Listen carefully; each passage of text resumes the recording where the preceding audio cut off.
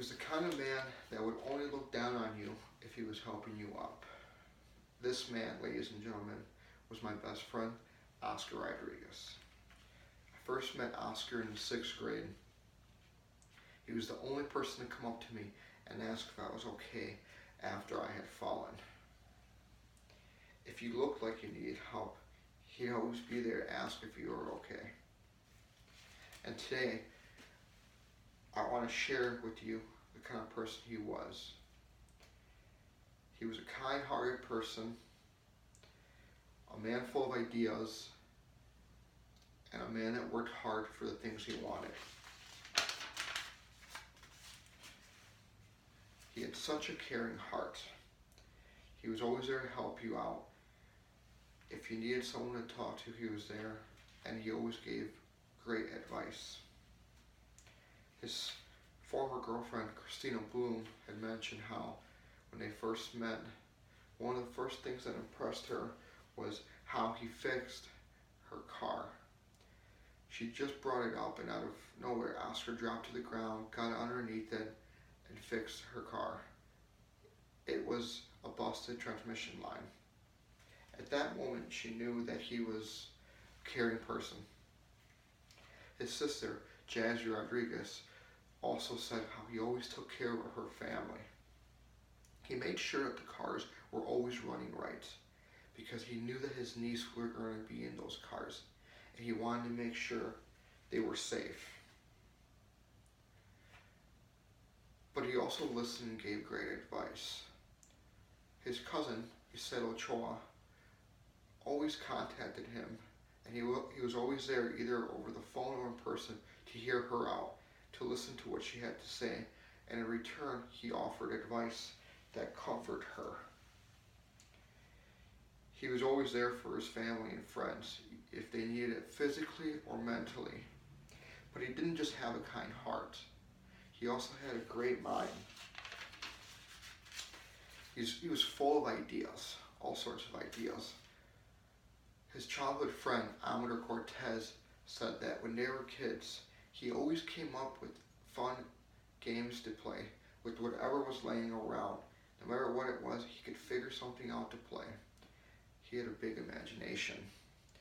And as he got older, Amador also said that he was great at coming up with entrepreneur ideas.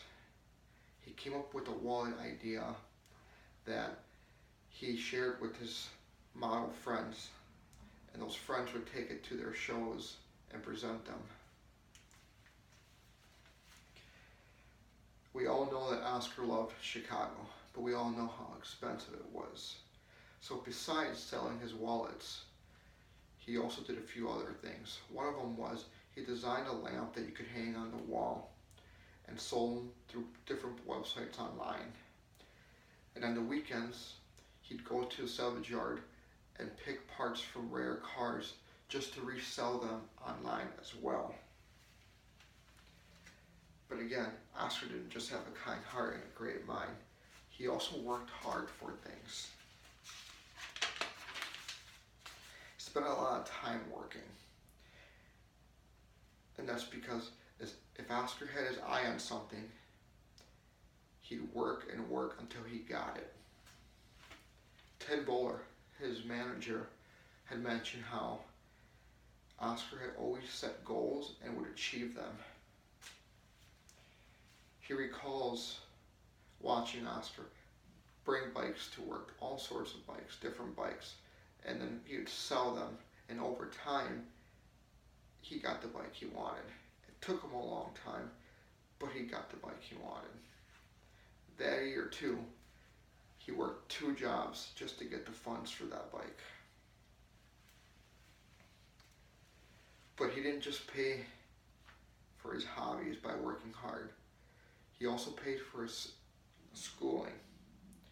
He would buy cheap bikes that needed work, fix them up, and sell them. And he did the same thing with cars. Buy broken cars, fix them up, and sell them. And then sometimes he would even help out friends and family members with their car problems.